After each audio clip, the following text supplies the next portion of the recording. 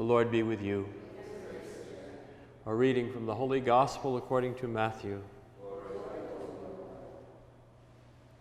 Jesus summoned his 12 disciples and gave them authority over unclean spirits to drive them out and to cure every disease and every illness.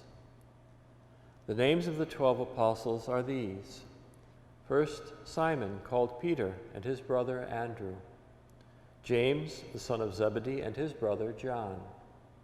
Philip and Bartholomew. Thomas and Matthew the tax collector.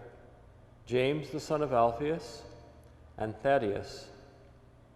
Simon, the Canaanian, and Judas Iscariot, who betrayed Jesus.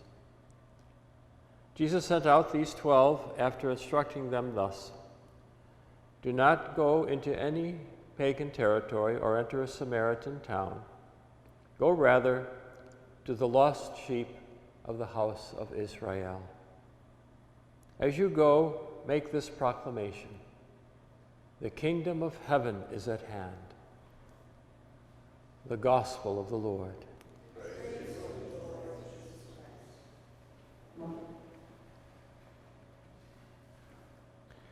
Well, in the Old Testament readings that we've been following, we've taken a huge leap from Jacob entering to settle in the land, and now the story of Joseph. Of course, there's a little reiteration in today's story, or you'll have to recall that Joseph was sold by his brothers to Ishmaelites, who ended up taking him to Egypt, and in Egypt he was imprisoned, but because of his wisdom, he won the favor of Pharaoh and became the second in command over the whole nation. He predicted the famine and made provision for it, and now God saved the world through this unjustly treated but highly just person. Isn't it interesting the way God operates, to take this initial evil act of his brothers and turn it around?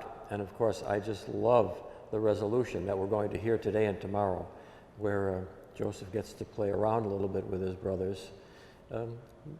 I wouldn't call it vengeful, but at least he wants to make a point and teach a lesson. And the overwhelming aspect of it all, of course, would be that love conquers all, and that his love, deep love for them, ends up everyone living happily ever after, at least until the next chapter when we come to the book of Exodus. But for now, we'll let the story unfold in its wonder and depth as they struggle to set things right, and we recognize the strange workings of God in all of the events of human life. Jesus chooses his disciples now to be apostles. The distinction is a disciple is a learner, an apostle is a messenger, one who is sent out. And in our lives, don't we do both? We learn and we gain and we understand so that we may give it away, so that we may preach, so that we may teach one another, help one another. What we are given, we also give away, as Jesus will say elsewhere, freely and without cost.